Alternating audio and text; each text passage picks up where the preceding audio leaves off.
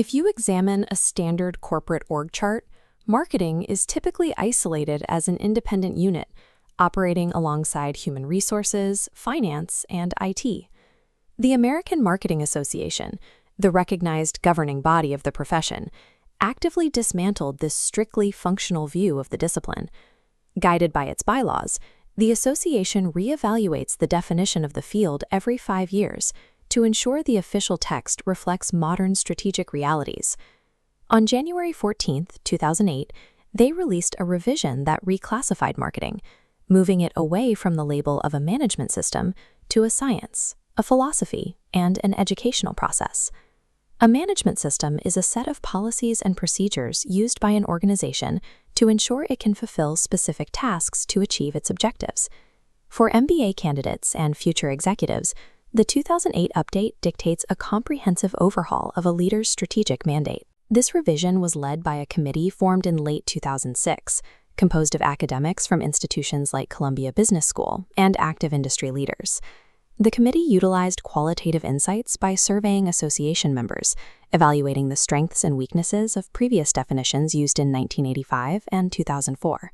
The resulting text achieved broad consensus, with over 70% of the AMA membership viewing the 2008 revision as a necessary improvement for the field. Our objective is to deconstruct the specific clauses of this 2008 text to reveal the new strategic expectations placed on modern firms. To grasp the magnitude of these changes, we must first trace the historical trajectory of how marketing has been defined over the last century. Leaders who rely on older definitions remain trapped in an obsolete mid-20th century model of business.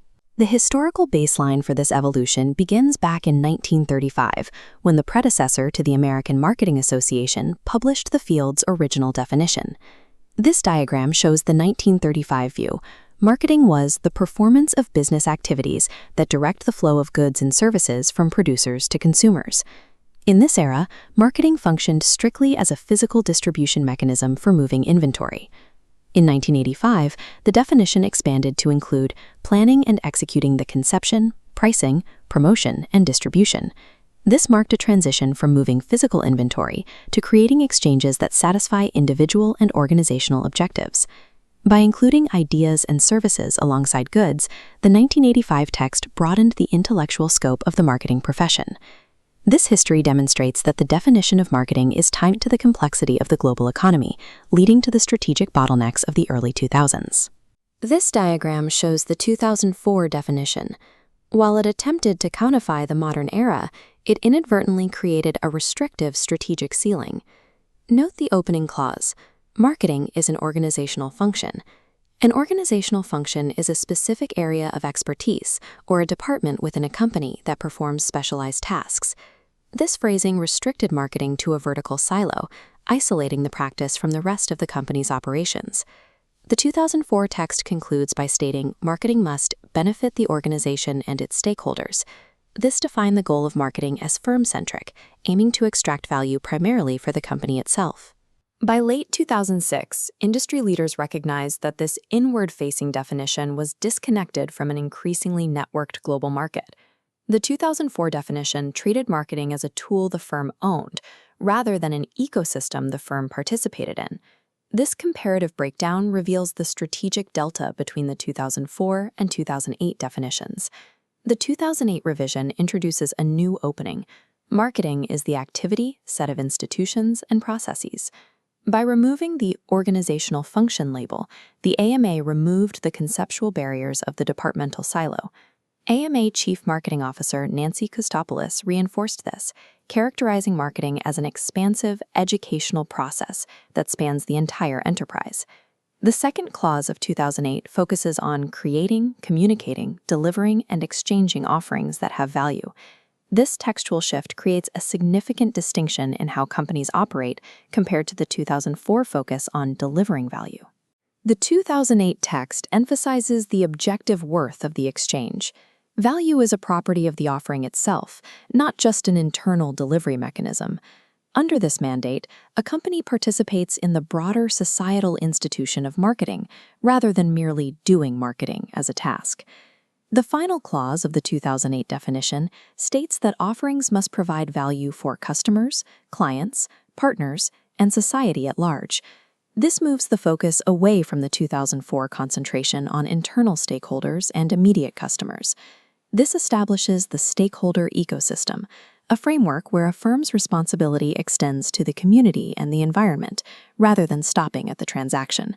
This clause officially recognizes that marketing decisions must account for macro-level social impact. For the first time, the AMA recognized the role of non-marketers and the responsibility to generate positive social outcomes. This represents an outward expansion of consequence. Executive decisions are now evaluated based on value created for multiple groups, not just localized corporate profit. This deconstruction shows how the 2008 text integrated corporate success with societal advancement. Step back and look at the horizontal web of marketing defined by the 2008 text. Marketing is now defined as a science and a philosophy, leaving behind the narrow management system classification. This philosophy governs the entire supply chain, from the sourcing of raw materials to the impact remaining after a consumer finishes with a product. This is the official standard utilized by nearly 40,000 AMA professionals and taught in university lecture halls across the country. The modern firm is a participant in a value network. Strategies that isolate marketing to a single department are no longer viable. For business leaders and MBA candidates, the 2008 definition changes your professional requirements. You must remove the 2004 functional fallacy from your strategic thinking.